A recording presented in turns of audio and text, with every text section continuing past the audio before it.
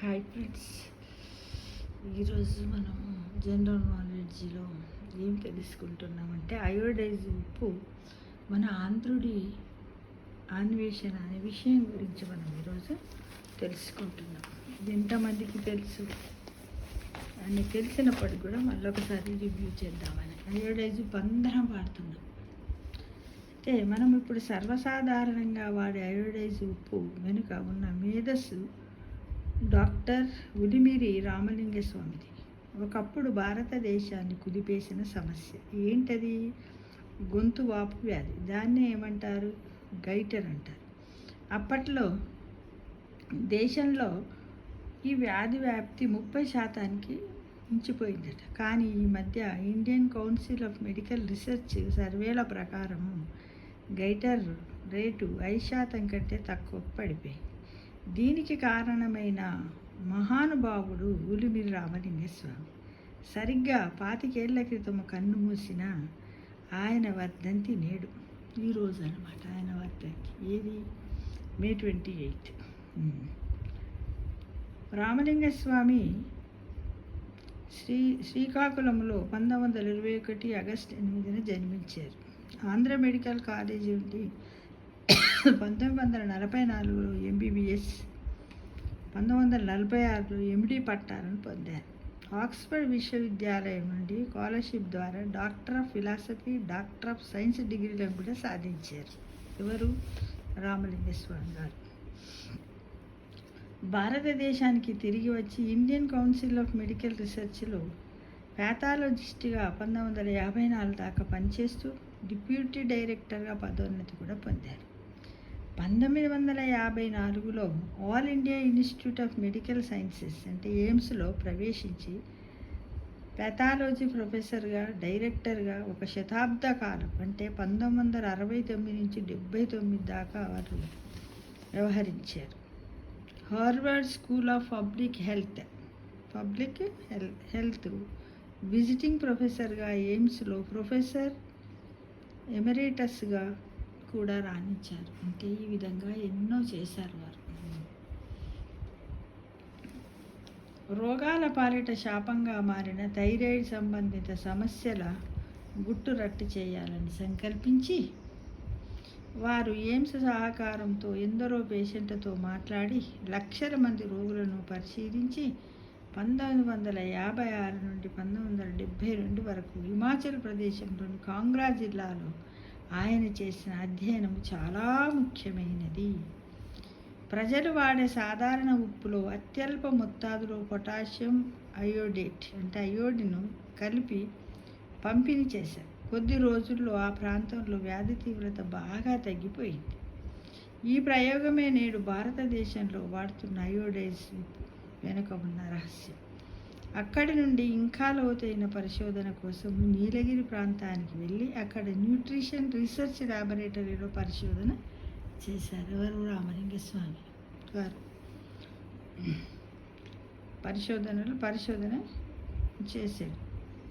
Thyroid సమస్యకి కారణము iodine లోపమని గుర్తించిన ఆయన గొంతువాపు వ్యాధి సమస్యను మనం నిత్యం వాడే సాధారణ ఉప్పులో అయోడిన్ను చేర్చడం ద్వారా సులభంగా పరిష్కరించవచ్చని ప్రకటించారు. మనము రోజు వాడే సాధారణ ఉప్పులో సోడియం క్లోరైడ్, పొటాషియం అయోడైడ్ కలపడం ద్వారా గొంతువాపు వ్యాధిని నివారించవచ్చని నిరూపించారు. ఈ పరిశోధన ఫలితంగానే భారతదేశంలో national iodine deficiency control programme ప్రారంభమైంది. ఫలితంగా ఇప్పుడు మనం వాడుతున్న అయోడైజ్ ఉప్పు అందుబాటులోకి వచ్చింది. థైరాయిడ్ వ్యాధులు గణనీయంగా తగ్గిపోయాయి. ఇది వైద్య చరిత్రలోని ఒక మైలురాయి అని కూడా మనం చెప్పుకోవచ్చు మిత్రం. ఇక పోషకాహార లోపం వల్ల పిల్లల్లో వచ్చే వ్యాధులపై ఆయన విస్తృత పరిశోధనలు చేశారు. గర్భిణీ స్త్రీలలో రక్తహీనత తగ్గించడానికి ఐరన్ సప్లిమెంట్స్ అందించే జాతీయ కార్యక్రమాలను ఆయన పరిశోధనలే కొనాలి. మధ్య దక్షిణాఫ్రికా దేశాల కంటే దక్షిణాసియా దేశాలలో పిల్లల్లో పోషకాహార లోపం ఎందుకు ఎక్కువగా వస్తుందో అని వివరిస్తూ 1996లో యూనిసెఫ్ కోసం ఆయన రాసిన ప్రసిద్ధ నివేదిక ది ఏషియన్ ఎనిగ్మాలో ఇలా పేర్కొన్నారు. ఏమని? దక్షిణాసియాలో కనిపించే విపరీతమైన పోషకాహార లోపానికి ప్రధాన కారణాలు ఏంటి అవి? పురుషులు స్త్రీల మధ్య సమాజంలో ఉన్న తీవ్రమైన లింగ అసమానతలలోనే లోతుగా నాటుకుపోయి ఉన్నాయని, విటమిన్ ఏ లోపంపై రామలింగస్వామి గర్భవతులుగా ఉన్న కోతులపై పరిశోధన చేశారు. తల్లి కోతికి విటమిన్ ఏ లోపం ఏర్పడినప్పుడు పుట్టబోయే పిల్ల కోతి కంటిలోని రాడ్స్ అండ్ కోన్స్ అంటే వెలుతును గుర్తించే కంటి భాగాలు ఏ విధంగా దెబ్బతింటాయో ప్రయోగపూర్వకంగా నిరూపించారు. ప్రపంచ వైద్య చరిత్రలో ఈ విధమైన నష్టాన్ని కంటి చూపుతో సహా నిరూపించిన మొదటి శాస్త్రవేత్త శ్రీ రామలింగ స్వామివారు. రామలింగ స్వామి గారు అన్నమాట. 1967లో బీహార్లో వచ్చిన ఘోరమైన కరువు సమయంలో ఆహార కొరత లేకుండా ఏం చేయాలో సర్కార్కి ఈయననే సలహాలు ఇచ్చారు. 1984 జరిగిన భోపాల్ గ్యాస్ దుర్ఘటన తర్వాత అక్కడి బాధితులకు వైద్య సహాయం, పునరావాసం అందించే చర్యలను స్వయంగా ముందుండి నడిపించారు.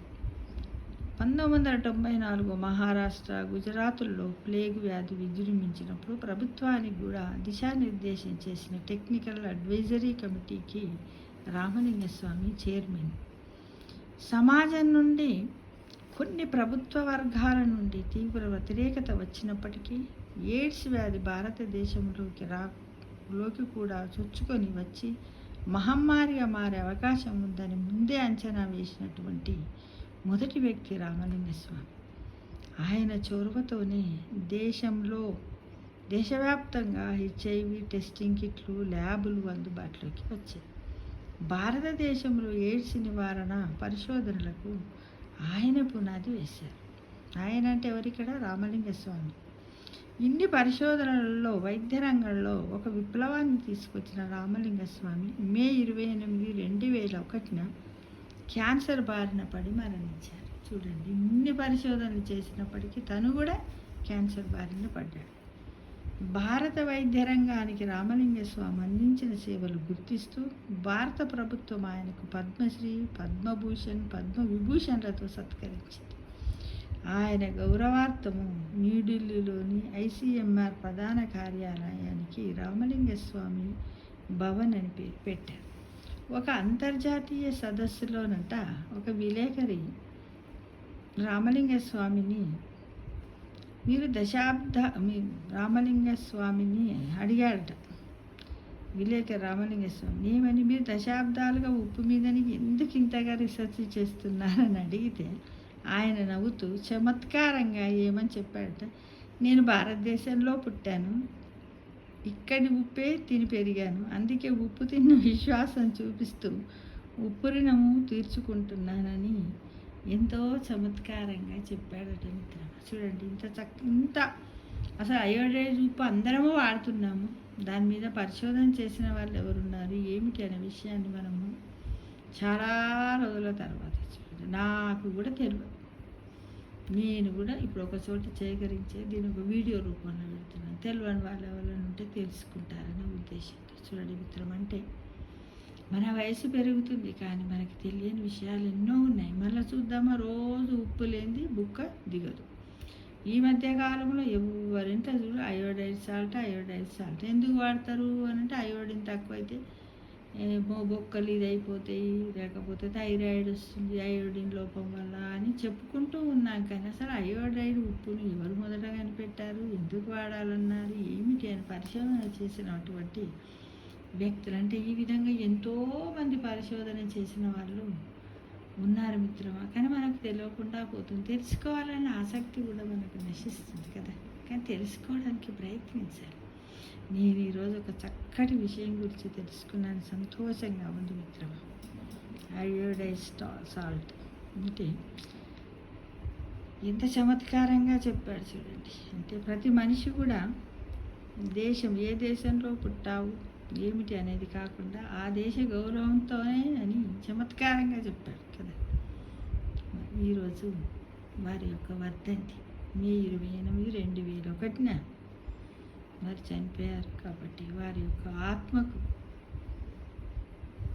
వారి యొక్క ఆత్మ ప్రశాంతంగా ఉండాలని మనమందరం అభినందనలు